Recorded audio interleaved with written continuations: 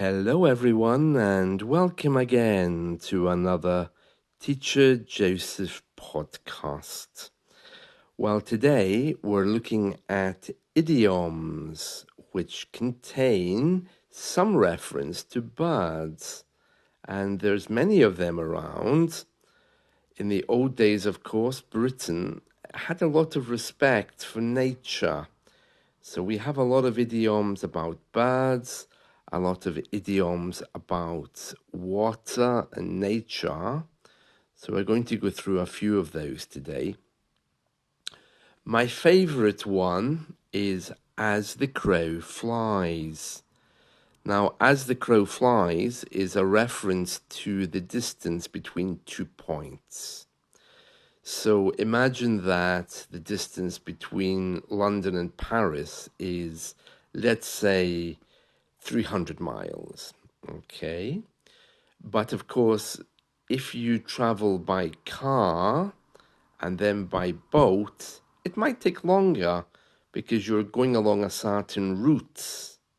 Maybe there's diversions, maybe the same as flying, you have to go in a kind of U shape rather than a straight line. But the measurement of the straight line is as the crow flies.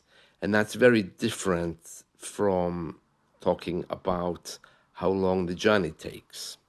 So if someone says, hey, how far away is Paris from here? You can say, well, as the crow flies, 300 miles. It means city to city. If you look on a map and measure it, the actual distance is 300 miles. There we are. So that's as the crow flies. Very common that. I love that one. And you use it just as a statement. Well, as the crow flies, the distance is blah, blah, blah. Okay, very good. The next one is to fly the coop. To fly the coop. Now, that means when the children have left home. Oh, my children have flown the coop, so I'm a bit bored these days, or I have more time on my hands. The family's left. They've gone to university, they've gone to live somewhere else.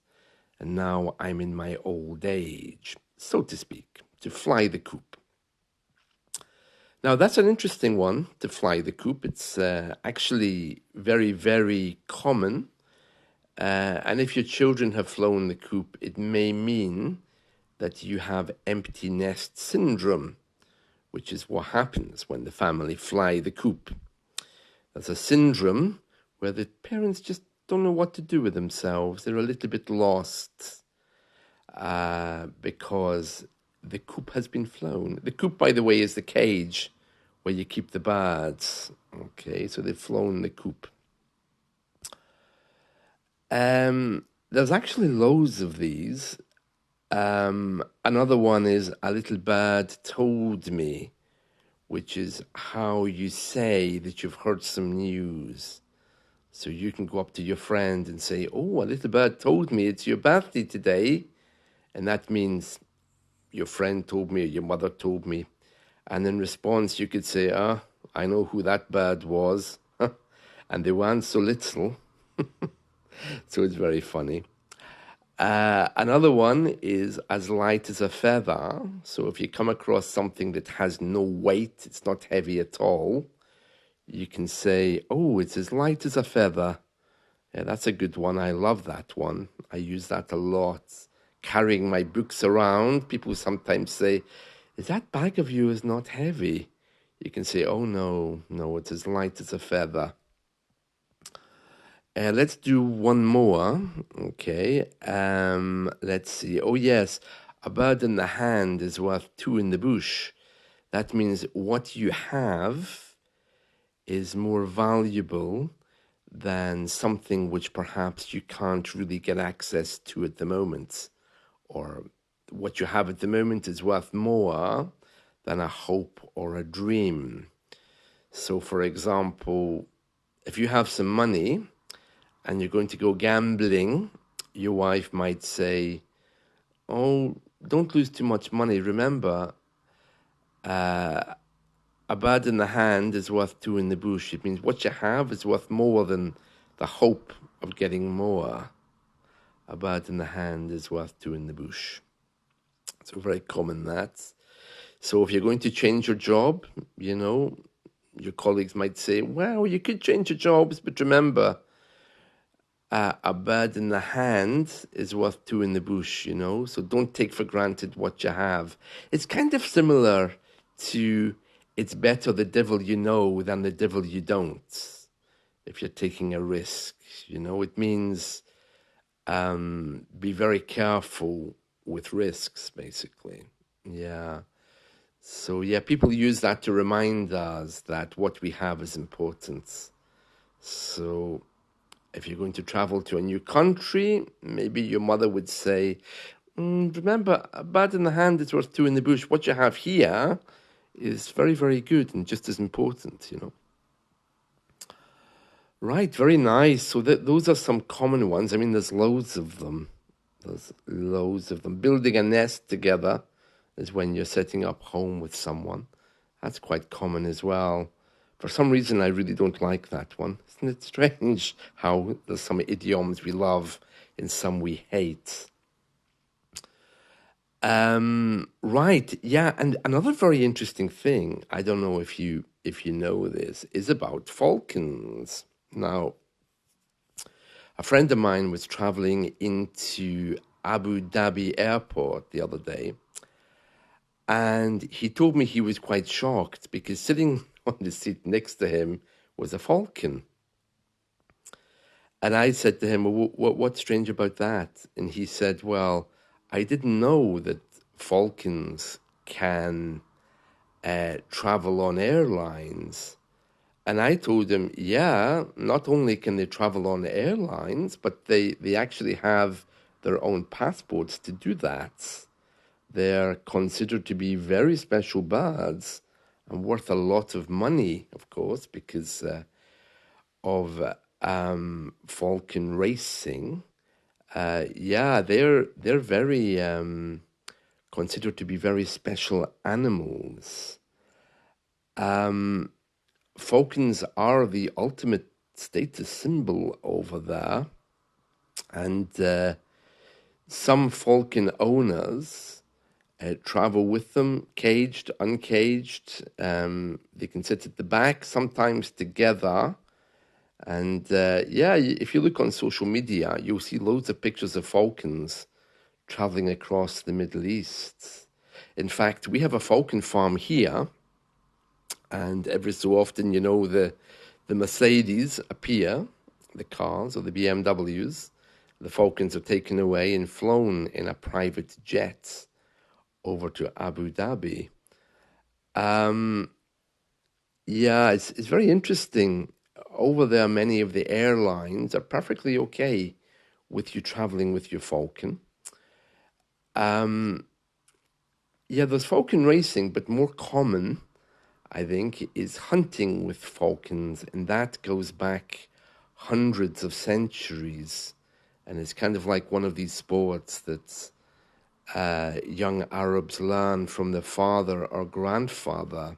I mean, falcons are kind of rare now. I think that's why they come here to buy them. Historically, those birds were used as a way of obtaining food, but now they're either kept for sport or for some kind of hunting. They're worth a lot of money. I mean, your average falcon, it can cost you around anywhere between $500 to $20,000. They have their own passport issued by the Ministry of Environment and Water in the Emirates, and the reason for that is to try to stop them being smuggled. You can get a passport for your falcon. It's $130 that lasts 3 years. Yeah, and those birds can be trained within 6 weeks. It doesn't take a long time, and the younger Arabs from the Emirates, they develop a strong relationship with these animals. They represent courage, perseverance, determination, and freedom. So it's very interesting. Very interesting. Yes, yes. Yeah, my friend was telling me that he was really shocked to see this thing sitting there. First of all, he thought it was a magician with some kind of magic trick because it was covered. It was wearing like a little gown. It had a hood on it. And I told him, no, that's very common, you know. And it's only when the plane comes down to land that the falcon kind of gets excited, you know. But it doesn't cause a fuss. It's very nice, you know, sitting in the cabin. It's not a bird which is threatened. Yeah, but they cover their eyes to keep them at peace. Qatar Airways allows passengers to travel with one falcon as an economy class passenger and a maximum of 6 on any one flight.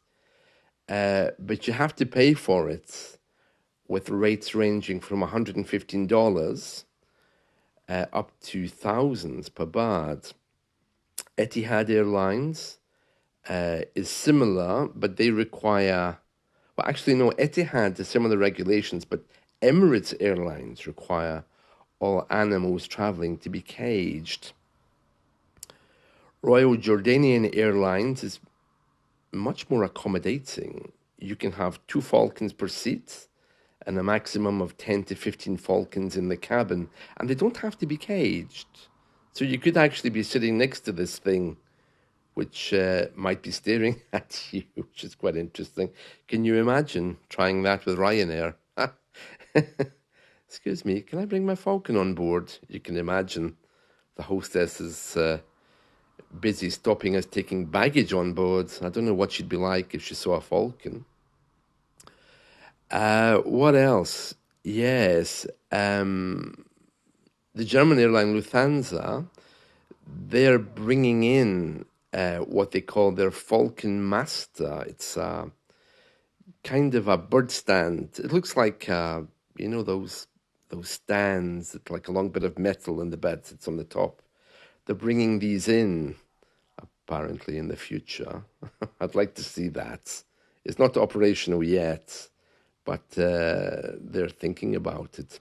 So yeah, next time you're flying to the Middle East, you can have a look. But they treat their falcons very well. When I was over there, I remember there was a local hospital. I think it's in Abu Dhabi. Yeah, they have a falcon hospital. I didn't think that was strange, but what I thought was strange was the fact that it closed at 2 p.m. every day. But I think that's got something to do with the heat. But I was a bit bitter because I was working night talkie until 9 o'clock at night, you know. Yeah, so falcons, yeah, they breed them here and they go for big money over to the Arab world. Yeah, quite a nice life, huh? Quite a nice life. And that's it from me today. So on social media, do have a look at falcons on airlines. You'll be very surprised. It's very different from EasyJet. That's it. See you all soon. Bye.